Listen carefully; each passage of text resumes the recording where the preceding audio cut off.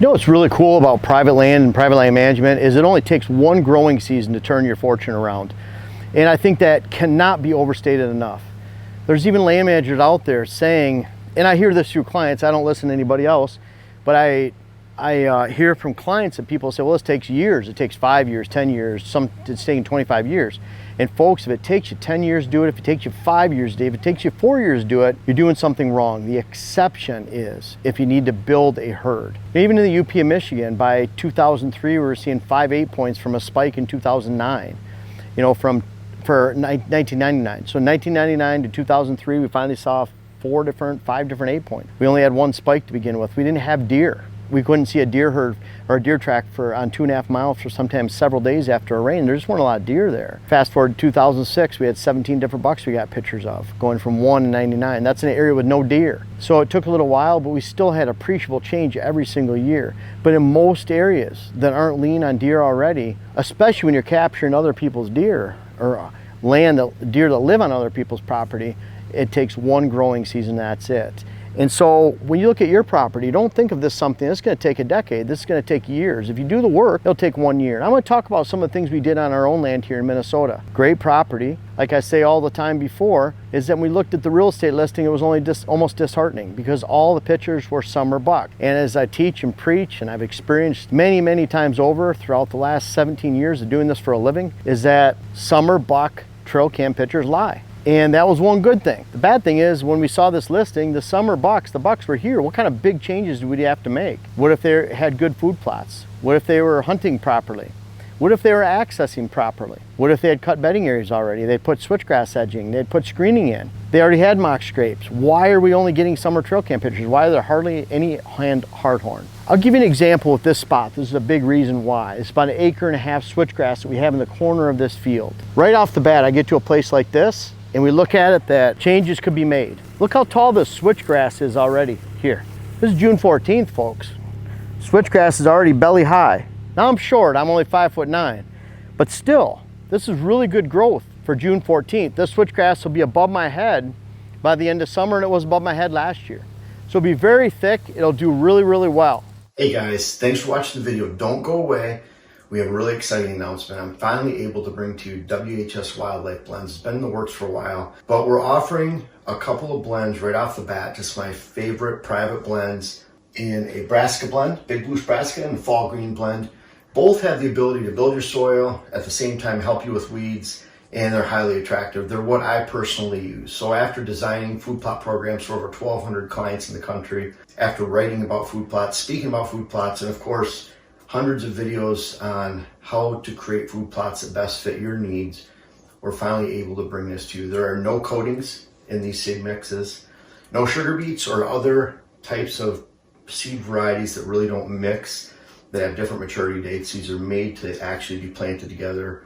No ryegrass, we don't add any of that garbage to the mix. And then also no dwarf Essex rape. That's a smaller rape variety that's really cheap. We don't add that to the mix either, just to cheapen down the mix for us. And then finally, no bad mixes of cereal grain and brassica. So we're really excited about this. Again, these are my own personal mixes.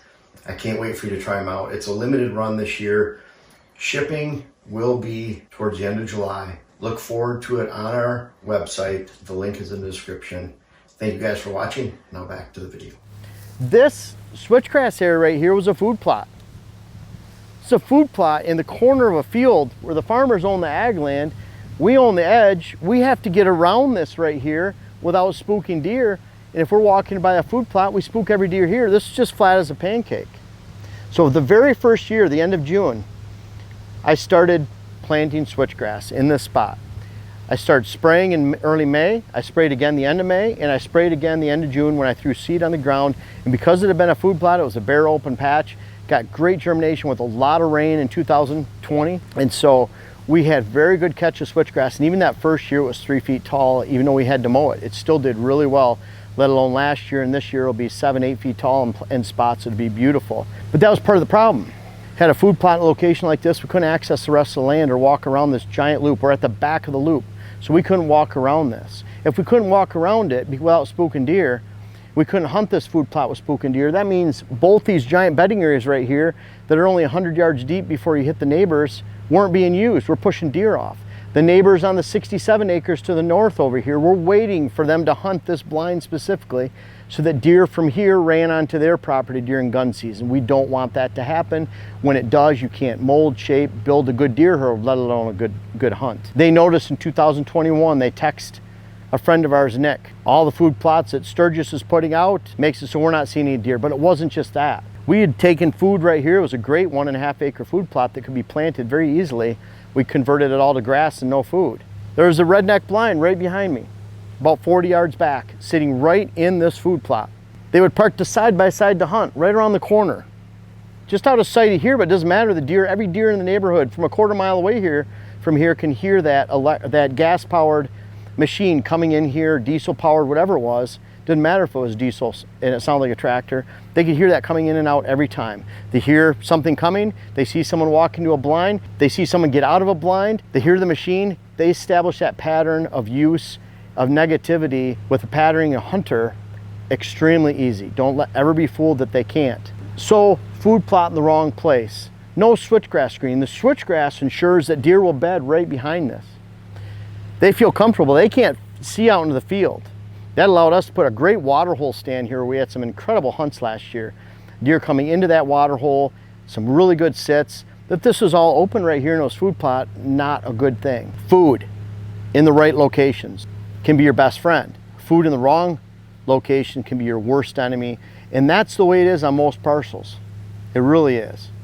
This was a scene from a Outdoor Channel hunting TV show. Redneck blind, 10 feet up, right in the middle of a food plot. Big boys are gonna come right out and you shoot them, right? Wrong. Doesn't happen. Even a good area like this, it has good bucks. Those good bucks don't get to be 4 or 5 years old by being stupid. They become independent thinkers. Food plots, stand locations were in there, in an area they crossed in a saddle, 60 yards off the field edge. Not right here where they had a ladder stand. They had a ladder stand for hunting right here in this corner. The bucks want to cruise back there. What do they still do? They cruise back there, they smell the hunter one time, they're never coming back. Stands in wrong locations, not hunting in fall buck traffic. They're hunting in summer buck traffic, not fall buck hot zones of saddles, cruising lines, rub lines. It doesn't have to be that far in the woods. But if you're hunting bad food plots, you're accessing poorly, you don't have screening, get in and out of your stands without spooking deer, you're not going to be effective, you're going to have a terrible property. And it's going to take decades. You can plan all you want. You can have the perfect food plots. You can have the perfect food plot blend. But if you're not planning around your access, you're not hunting in fall hot spots and fall cruising areas, if you're not getting good access, hiding your access in and out, and you don't have food plots in the right location, for the appreciable amount of time, you're going to have a bad herd and a bad hunt. The food plots types and varieties are really important to discuss.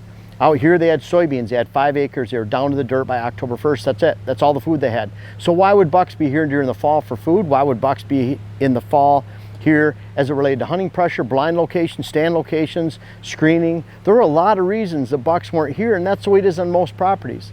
So for us to come in here and find fall food plot locations, most of them new and big or expanded, that we could actually plant and grow some good green. We didn't have to have fancy crops of corn or beans at that time. We just had to establish that foundation of green and then stand locations that we could access without spooking deer on those plots. We can get in and around, mock scrapes in those areas, in those fall hunting hot spots. And in just one season, we were able to shoot 170. We were able to shoot a buck that they did in 7 years. And it wasn't because they weren't there. Obviously they're there on the real estate listings. It was just, there was a lot of things going wrong in this parcel. But it wasn't that landowner, it's almost every landowner in most locations. Most people are overhunting their food plots. They have the wrong food planted at the wrong time. Their stand locations are in spots that don't allow them to get on and off the property without spooking deer, and they don't have good screening for access. So with poor access, food plots in the wrong location, not hunting fall spots, they're hunting summer spots where they see these bucks all the time. There's a old mineral lick that wasn't supposed to be here. We didn't fill it or refill it or use it anyway. It's turned into a water hole for the summertime. I can guarantee in this water hole right here, we'd get a lot of summer buck pictures, and we've had a camera on here before. The problem is they're not here in this spot, exact spot during the summertime. They're back there about 50, 60 yards on that water hole in the fall. Makes it very deceiving. Let's put a stand up here, really focusing on fall locations, making sure you're not hunting those summer spots. It's not about planting trees, it's not about planting shrubs. Even in an open field, you can get 5-6 foot grass in 2 years, enough cover to actually hold deer. Early successional growth, if you just let it go, it could take 20 years, it could take 15. In the Coon Valley, we've waited decades, 50s. This was the last time I farmed, and it still hasn't grown back sufficient enough to hold deer until we added switchgrass back in 2015-16. Then you actually have screening, you actually have places deer can hide. So just switchgrass in an open field, good food plots. Mock scrapes were critical because that gave us an inventory of bucks, showed us where those bucks would eventually cruise in the fall because we were putting them in fall hunting locations. And that's all we did that first year, and we had huge success. We shot 5 mature bucks that first year. It was awesome. We had a great time, and another great buck last year. More opportunities, more bucks last year than we did the year before. Really, really nice bucks. We were able to pass up some nice 4-year-olds last year, so we're well on our way. And again, it takes one growing season. It doesn't take years, but you have to have good food, good access, good screening. Mock scrapes and camera locations help a lot, and they should be directly in front of your fall hunting stands and blinds. Make sure your blinds are hidden, that you can get on and off, in and out of your blinds, in and out of your stands without spooking deer, and you'll be well on your way to turning around your property this year, to having a great hunt on a new parcel. And you can do that again in one growing season. That's all it takes, and that's a really good thing. We've done it time and time again. I have my clients do it. That's why they hire us, to make changes quickly. It shouldn't take a long time. Heck, the average person only owns their land for 5 years, so it's not something that you can really take decades. Everyone thinks I have decades to make this happen. Plan your property like you only have a year, and it's amazing what good things can happen just this season, right now, just a few months from now, from when we're shooting this video. Folks, I want to make sure you check out my web class video series, whether it's how to design your food plot program or how to design your property in general. And we have a new one coming out that'll be how to hunt the rut. But these bucks back here are a testament. Some of these bucks go back to '93. They're even in different states. I urge you to check out those web classes so that you can help yourself, help your land, help your hunt. The link is in the description. And also for those that have tried them out, I encourage you to offer some feedback in the comments below. Thank you.